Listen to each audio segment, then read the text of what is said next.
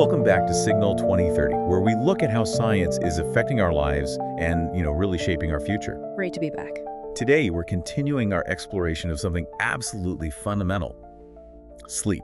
This is part 3 of our series, and we're zeroing in on measuring and modulating. So we'll be looking at the cutting-edge tools, how well they actually work, their validations, and the really exciting frontier of personalized interventions in sleep health. It's true. Sleep is just so foundational, as crucial as nutrition and physical activity. Often underestimated, though. Definitely. And the consequences of not getting enough, well, they're pretty far-reaching.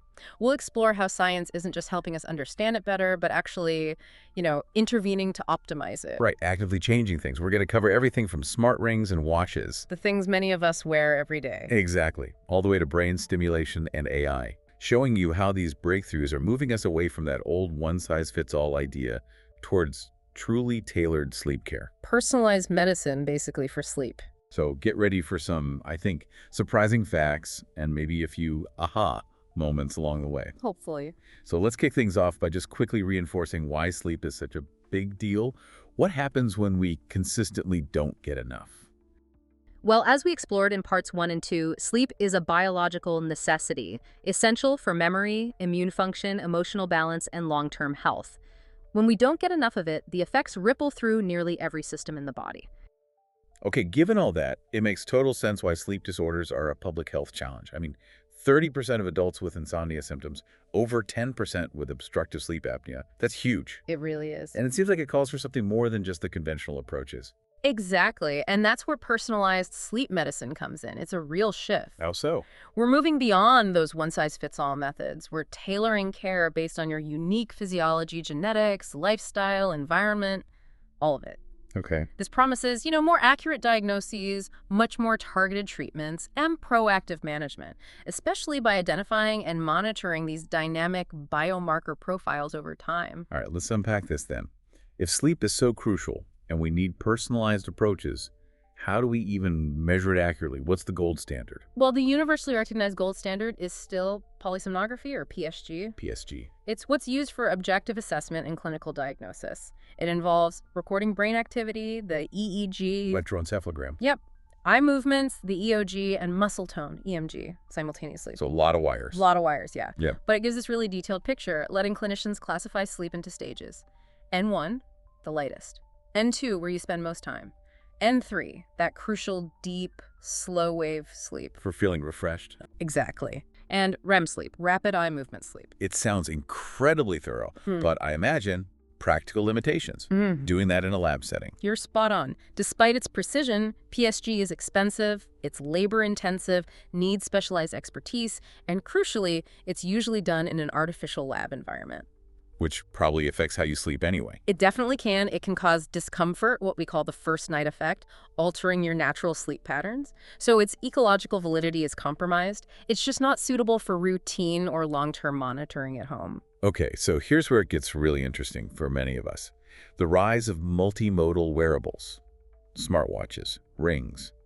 Oh, how are these bridging that gap? Right. Devices like Apple Watch, Garmin, Oura, Fitbit, they've become super accessible. They typically combine accelerometers detecting movement for sleep-wake with photoplethysmography sensors, PPG. That's the little green light. Often, yeah. It's non-invasive, uses light to measure tiny changes in blood circulation, so it monitors heart rate variability, blood flow, oxygen levels. And then proprietary algorithms crunch all that data to infer sleep stages. Infer, that's the key word, isn't it? How well do they actually stack up against that gold standard PSG? Are they accurate? That is the crucial question. Validation studies show, varying levels of agreement. Okay. For just the simple two-state question, are you asleep or awake? Yep. They generally show high agreement, maybe 86% to 89%.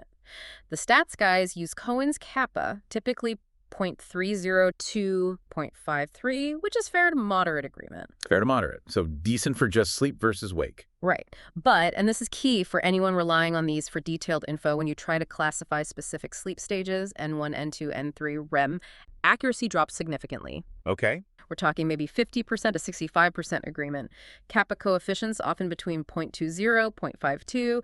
They tend to be a bit better for deep sleep and REM, but they often overestimate total sleep time and light sleep while underestimating REM and deep sleep. A common error is actually misclassifying wake, deep, or REM as light sleep. So it lumps things into light sleep too often. Pretty much. Some of the newer wearables, like the Oura Ring, Whoop, and higher-end Fitbits, are improving in this aspect. They have shown somewhat better agreement for tracking bigger changes in sleep architecture. Right, so convenience comes at the cost of some granular detail. What are the big benefits, then, if they're not perfect for staging? Oh, the benefits are still substantial. Lower cost, obviously. Convenience, non-invasive. Just wear it and forget it. Mostly, yeah. And they give you continuous monitoring, real-time data in your natural setting. Plus, they're incredibly effective at just raising awareness. People start paying attention to their sleep. That's true. But the limitations. Well, the lack of transparency in the algorithms is a big one. We don't always know how they're calculating things. The black box. Exactly. Readings can also be affected by motion, skin pigmentation, environment. And crucially, most consumer devices lack formal FDA clearance for diagnosing or treating sleep disorders. So useful for tracking trends, maybe habits. Valuable for that, absolutely. General tracking, seeing patterns. But not yet a substitute for clinical PSG if you suspect a complex sleep disorder. High accuracy for sleep-wake, moderate reliability for stages. That's the trade-off. Okay, fascinating. So if wearables are good for trends, but we still want more accuracy without the lab, what's the next frontier? Something even less obtrusive. That would likely be contactless radar systems. Radar, how does that work? Imagine a device, usually positioned under your mattress. It uses low-power radar to measure vital signs, heart rate, respiratory rate, body temperature. Without touching you at all. Without any direct body contact. And from those vital signs, it infers sleep architecture. Okay, that sounds pretty futuristic. How good are they? Validation studies are showing promise. The Honeycube system, for example, showed good to almost perfect agreement with contact sensors for heart rate, breathing rate, temperature. For sleep architecture, moderate agreement with PSG. Moderate again. Moderate again, yeah. Another device, the Withings Sleep Analyzer, or WSA, showed a high degree of sensitivity, like 90% for detecting sleep. Moderate for wakefulness, around 73%. Overall accuracy for sleep-wake distinction was about 87%. A cool feature is that it's an under-the-mattress device, so it's not beside your bed. It actually goes under your mattress, right beneath where your chest would lie. And it uses ballistocardiography, a method that detects the micro-vibrations your body produces with each heartbeat, breath, and movement. That's genuinely incredible. No contact, no wearables. The advantages seem obvious. Absolutely. The key advantage is that truly non-invasive, discrete placement. It enables long-term, continuous monitoring in your own home without you having to do anything. No charging, no skin irritation, no remembering to put it on. User compliance isn't an issue. Exactly. But, similar to wearables, they still face challenges accurately classifying the specific sleep stages, especially distinguishing light versus deep sleep. Same pattern. Same pattern. They also tend to overestimate total sleep and light sleep, underestimate REM and deep sleep. But look, ultimately, these contactless systems are a significant step towards truly unobtrusive long-term monitoring. High accuracy for vitals, non-invasive. They could be powerful tools for continuous health tracking, maybe even early detection of subtle health changes. You could see them integrated into smart homes, maybe? Precisely. Creating seamless, holistic health management. It could really revolutionize population-level monitoring and personalized prevention. Okay, so we're getting better and better at measuring sleep from the lab right into our bedrooms. Yeah. But here's the really sci-fi part for me. Can we go beyond just observing? Can we actually modulate sleep, actively enhance specific parts of it? Yes, and this is where closed-loop stimulation techniques come in. They've shown great promise, especially for enhancing slow-wave sleep, SWS. Also known as N3 or deep sleep. Right, the really restorative stage. Critical for physical repair, but also pivotal for memory consolidation, especially declarative memory, like facts and events. And didn't you mention the glymphatic system earlier? Yes, SWS is essential for that brain waste clearance system. Clearing out those neurotoxic proteins like amyloid beta and tau happens most actively during SWS. Okay, so how do these closed-loop systems actually work? What are they doing? Well, one main approach is closed-loop auditory stimulation, or CLS. Auditory. So sounds?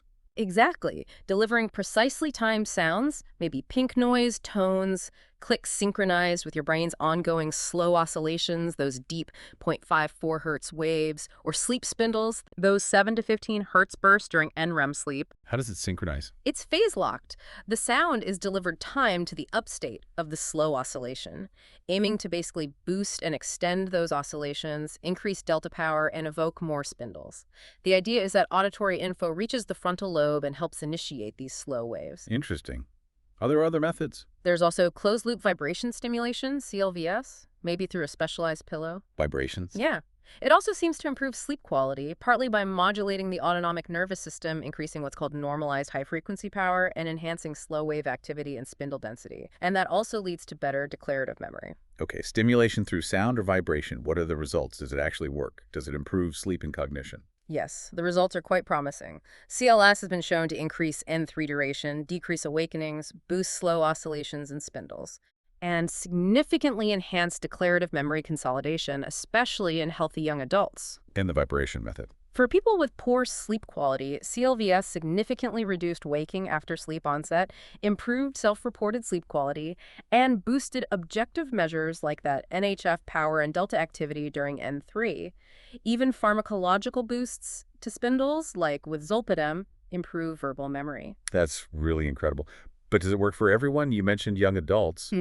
What about older people? That's a key point. Unfortunately, age-related differences are a challenge here. How so? While it's effective in younger people, the brain's response, the size of the slow oscillations and spindles, and the memory benefits from auditory stimulation are markedly reduced in older adults. Why is that? Older adults tend to have shallower, slow oscillations naturally, so it suggests we probably need different optimized stimulation parameters tailored specifically for older demographics to get the same effects. Right, needs adjustments. But what's really exciting, connecting back to the glymphatic system, the fact that we can non-invasively enhance SWS potentially means we can boost that waste clearance. Which could be neuroprotective. Exactly. Actively promoting the removal of amyloid beta and tau. This could be a novel way to mitigate the risk of progression of diseases like Alzheimer's, moving from treatment to proactive prevention. It's a really promising avenue. That's amazing for deep sleep. But what about REM sleep? That unique stage with dreaming, emotional processing? Right. Can we modulate that specifically? REM sleep, yeah, it's vital. Brain activity looks almost like wakefulness, but with muscle atonia, keeping you still. Crucial for higher order cognition procedural memory, like skills, abstracting patterns, problem solving, and definitely emotional processing. So can we stimulate it like SWS? Well, research targeting REM with closed-loop stimulation is much more nascent, much earlier stage compared to SWS work. Current studies have mainly explored the feasibility. Can we modulate alpha and theta waves during REM using auditory stimulation? And the answer seems to be yes. They've shown they can modulate these oscillations. So it's possible to nudge the brain waves during REM, but what are the challenges? Why isn't it as developed? The big challenge is that these studies have mostly just shown feasibility. They haven't yet established if modulating those oscillations actually changes REM sleep architecture in a meaningful way, or, more importantly, if it leads to functional benefits. Like better memory or emotional regulation? Exactly. We don't have that link yet. Plus, REM sleep itself is complex. There's phasic REM with the eye movements and tonic REM. Phasic is a smaller proportion, which makes robust analysis a bit tricky methodologically. But looking at the bigger picture, while SWS modulation is moving forward, REM stimulation is this huge, largely untapped frontier. Given REM's critical roles, it's a prime target. The fact that we can precisely modulate brainwaves during REM is promising, even without the functional proof yet. It points towards future ways to address REM-related cognitive issues, emotional problems, maybe even psychiatric disorders. Very exciting potential. Definitely sounds like a space to watch. Yeah. So, bringing this all together, how does artificial intelligence, AI, fit into creating these truly personalized sleep solutions, connecting measurement and modulation? AI and machine learning are, well, they're revolutionizing how we handle sleep data. For scoring sleep studies, for instance, from PSG or home tests, AI can automate and standardize the interpretation. Making it faster and more consistent. Exactly, enhancing accuracy and efficiency, reducing that variability between human scores, and in sleep phenotyping, identifying your unique sleep fingerprint. AI models can accurately detect sleep stages, classify disorders like sleep apnea just by analyzing diverse physiological signals. Sometimes patterns a human might miss. Its ability to spot subtle patterns and risks allows for much earlier intervention. Can it go beyond diagnosis? Oh, yes. AI analysis of sleep structure, brainwave frequencies, spindles, slow waves, coherence. Using large data sets, it can even help distinguish between individuals with dementia, mild cognitive impairment, and those without cognitive issues. Just from sleep data. Just from detailed sleep data analysis, really highlights AI's potential in finding early markers for neurodegenerative disorders linked to sleep problems. That's remarkable, like a super-powered sleep detective. Can it also help tailor treatments? Absolutely. AI is really instrumental there. By analyzing huge data sets, it can predict who might respond best to certain therapies or who might struggle with adherence. Like with CPAP machines for apnea. Exactly. AI algorithms can predict which OSA patients are likely to stick with CPAP therapy and even help fine-tune the optimal pressure settings for that individual. How does it do this technically? What are the methods? It uses techniques like principal component analysis, PCA, to simplify complex data and unsupervised clustering to find groups with similar sleep patterns. And then there are advanced deep learning models, like one called PFT sleep, Okay. which can process a whole night's raw data, classify stages, and learn clinical features through self-supervision without needing humans to label everything first. This really does sound like a game changer for personalized care. But I assume it's not a silver bullet. Yeah. What are the challenges with using AI here? You're right, significant hurdles remain. A critical one is data quality and representativeness. AI models are only as good as the data they're trained on. Garbage in, garbage out. Essentially, if the training data lacks diversity, different ages, ethnicities, health conditions, the algorithms might not work well for everyone. They could even worsen existing healthcare inequities through bias. And a lot of current data comes from specific studies. Exactly. Existing PSG datasets often come from research that doesn't reflect the broad, diverse general population, limiting generalizability. Plus, there's the black box problem again. Hard to know how it reached a conclusion. Right. The proprietary nature hinders transparency. We need rigorous, independent validation. Clinicians need education on capabilities and limitations.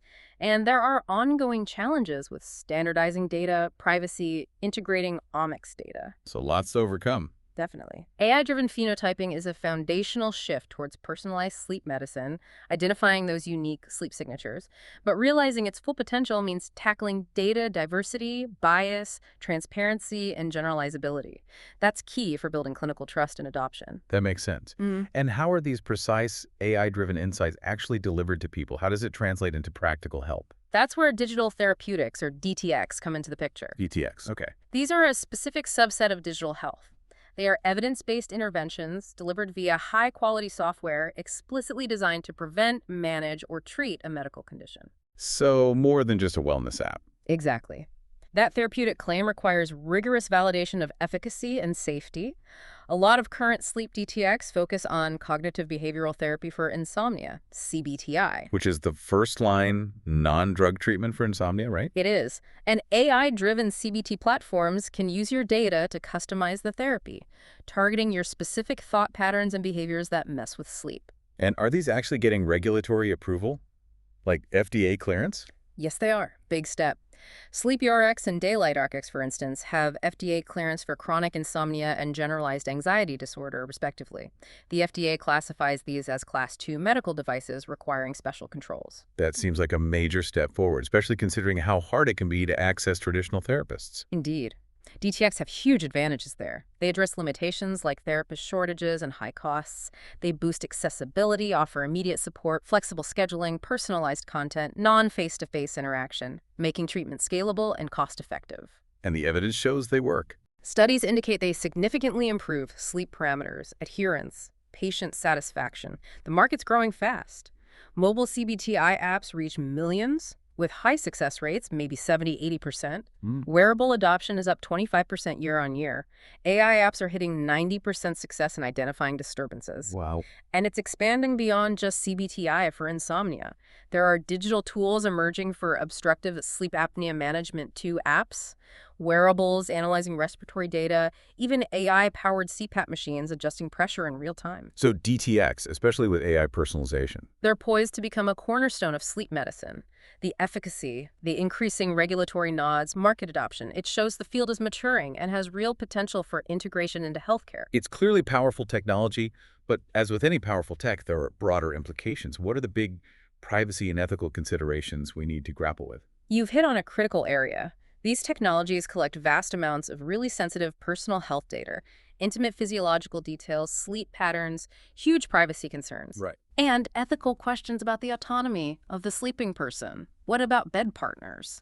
Their data might get collected inadvertently. Hadn't thought of that. Compliance with regulations like GDPR is essential, obviously, but proprietary algorithms can limit data access and ownership.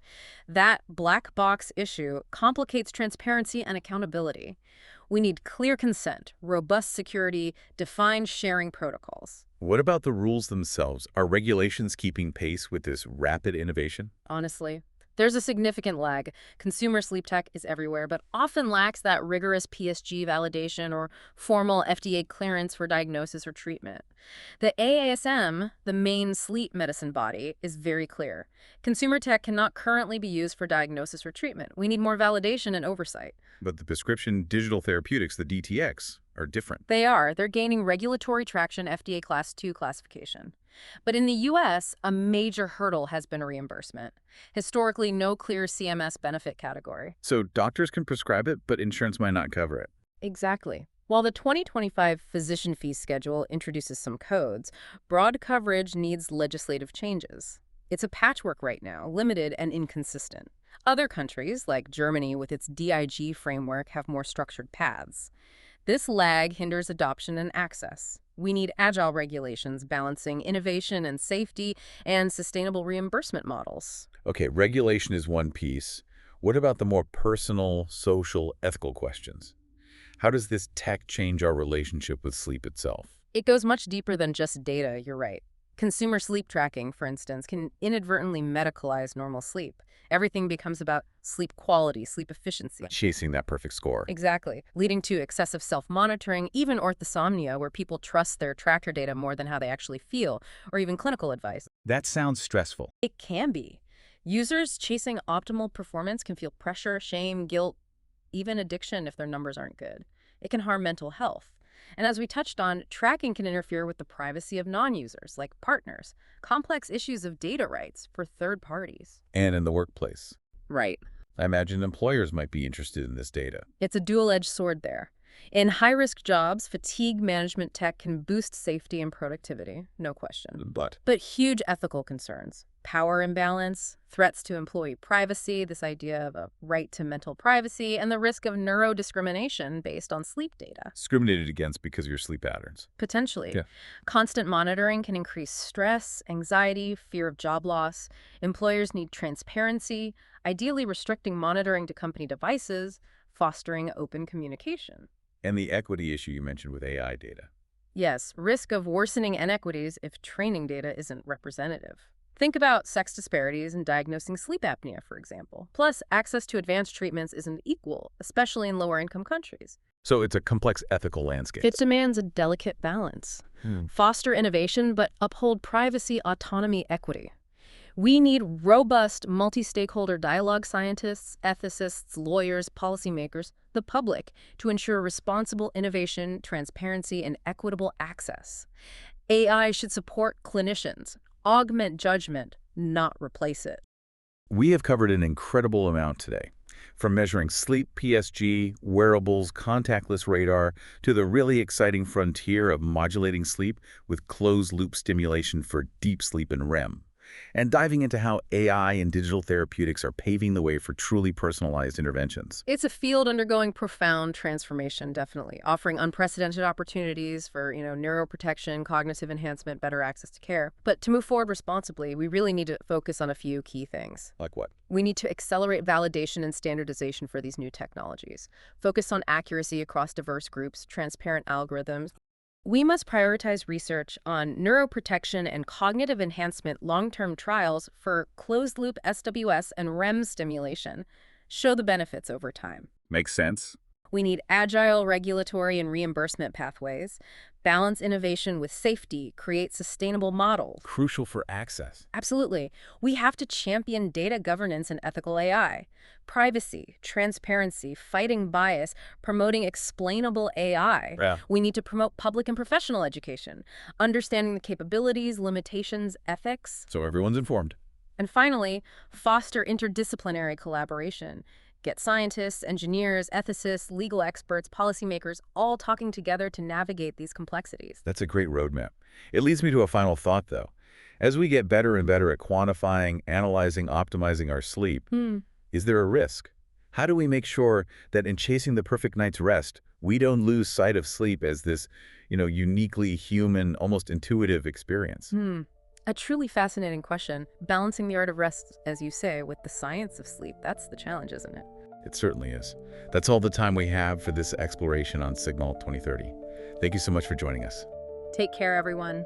We'll be back soon with another look at the scientific breakthroughs shaping our world.